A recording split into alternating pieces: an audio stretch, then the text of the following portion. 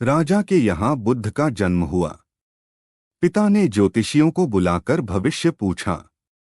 उन्होंने कहा, या तो यह सम्राट होगा और या तो यह साधु होगा। एक तरह से देखा जाए तो सच्चा सम्राट भीतर से साधु ही होता है।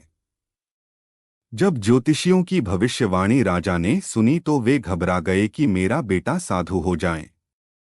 ऐसा ठीक नहीं होगा। राजा ने पूछा, कोई उपाय बताए, क्योंकि मैं चाहता हूं कि राजा का पुत्र राजा ही बने। ज्योतिषियों ने कहा कि इसका लालन पालन व पूरा जीवन बड़ी सावधानी में बिताना होगा।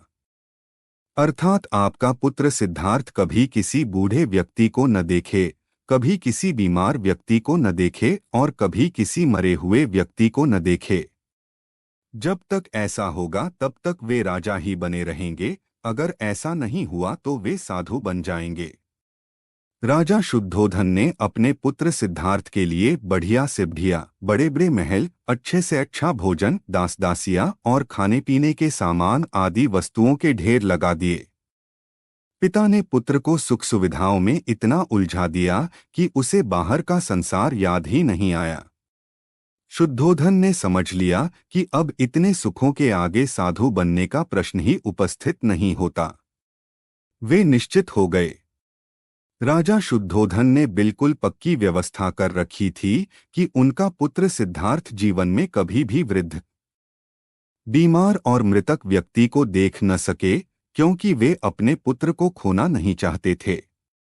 सिद्धार्थ का जीवन ऐश्वर्य और सुख सुविधाओं में बीत रहा था। उनके जवान होने पर एक सुंदर कन्या यशोधरा से उनका विवाह हो गया। विवाह हो जाने पर शुद्धोधन की आधी चिंता मिट गई। अब तो शादी हो गई, अब कहाँ जाएगा? अब तो मेरा पुत्र बंधन में बंध गया है। अब उसके कहीं जाने का सवाल ही नहीं उठता। 1 वर्ष बाद बेटे का भी जन्म हो गया। उसका नाम राहुल रखा गया। अब राजा शुद्धोधन को बिल्कुल पक्का विश्वास हो गया कि अब यह कहीं नहीं जा सकता। एक दिन सिद्धार्थ ने कहा कि पिताजी, आज तक मैंने कभी अपनी राजधानी नहीं देखी। आपकी आज्ञा हो तो आज देख आऊं। राजा ने कहा, हाँ हाँ, अवश्य जाओ, अपना शहर देखकर आओ। एक सारथी को भी साथ में भेजा गया कि जाओ राजकुमार को राजधानी घुमा फिरा कर लाओ।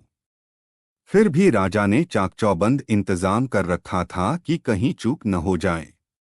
सिद्धार्थ के लिए राजधानी के प्रमुख मार्ग खूब सजाए गए थे, पर घूमते घूमते सिद्धार्थ ने थोड़ा उल्टा मार्ग ले लिया। वे उस मार्ग से गुजरने लगे जहां पर तैयारी नहीं थी और आज उनको बहुत आश्चर्य हुआ। जब पहली बार उन्होंने एक बूढ़े आदमी को देखा, कमर झुकी हुई, पूरी चमड़ी में झुर्रियां पड़ी थीं। वह परेशानी और दुहक से बेहाल था। उसकी चाल बहुत धीमी थी। बूढ़े की झुकी हुई कमर को देखकर सिद्धार्थ को एक झटका लगा और सारथी से उन्होंने पूछा, क्या एक दिन मैं भी बूढ़ा हो जाऊंगा? सारथी ने कहा, हाँ राजकुमार, हर व्यक्ति के जीवन में 3 अवस्थाएं आती हैं, बचपन, जवानी और बुढ़ापा। एक दिन तुम भी बुढ़ापे की अवस्था में जाओगे। हे राजकुमार, यह संसार का नियम है। चाहे गरीब हो या अमीर, सबका शरीर शिथिल अर्थात बूढ़ा होता है। राजकुमार सोच में पड़ गया। सारथी ने रथ को आगे बढ़ाया तो कुछ दूरी पर एक बीमार व्यक्ति मिला जो रोगों से घिरा हुआ था। उस पीड़ित व्यक्ति को देखकर राजकुमार का मन बहुत ही दुखी हुआ।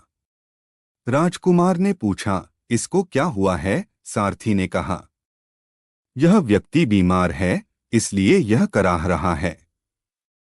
इस संसार में दुख और सुख दोनों हैं। यह अपने अपने भाग्य की बात है कि कोई दुखी है और कोई सुखी है। क्या मैं भी कभी बीमार हो सकता हूं? सारथी ने कहा, आप यह विचार अभी छोड़ दें। समय बड़ा बलवान होता है। ये सारी बातें कर्मों पर निर्भर करती हैं, चाहे राजा हो या रंक, सुख दुख सब पर आते हैं। अगर शरीर में कोई रोग आना है तो वह आएगा। यह सब सुनकर राजकुमार सोच में पड़ गया। सारथी ने रथ को कुछ आगे बढ़ाया तो सामने से 4 कंधों के ऊपर एक अर्थी को जाते हुए देखा। राजकुमार ने ऐसा पहली बार देखा था। उसने सारथी से पूछा, यह क्या है?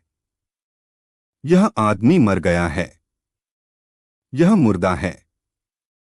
जो व्यक्ति मर जाता है उसको बांधकर श्मशान भूमि में ले जाते हैं, फिर वहां पर उसे जला दिया जाता है।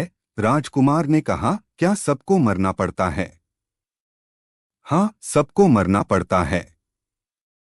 यह मृत्युलोक है। जो जन्म लेता है उसे कभी न भी अवश्य ही मरना पड़ता है। तो इसका मतलब यह हुआ कि ठीक इसी तरह से एक दिन मुझे भी मरना होगा। मेरी देह भी मुर्दा होगी और मुझको भी 4 कंधों पर उठाकर ले जाया जाएगा। मुझको भी ऐसे ही रस्सियों से बांधा जाएगा। मेरे भी आगे पीछे घर के सदस्य रोएंगे, तड़पेंगे और जिस संसार को मैंने इकट्ठा किया है वह सारा का सारा मुझसे छूट जाएगा। इसका मतलब यह हुआ कि क्या एक दिन मैं भी मर जाऊंगा? क्या एक दिन यशोधरा भी मर जाएगी? क्या एक दिन मेरा राहुल भी मर जाएगा?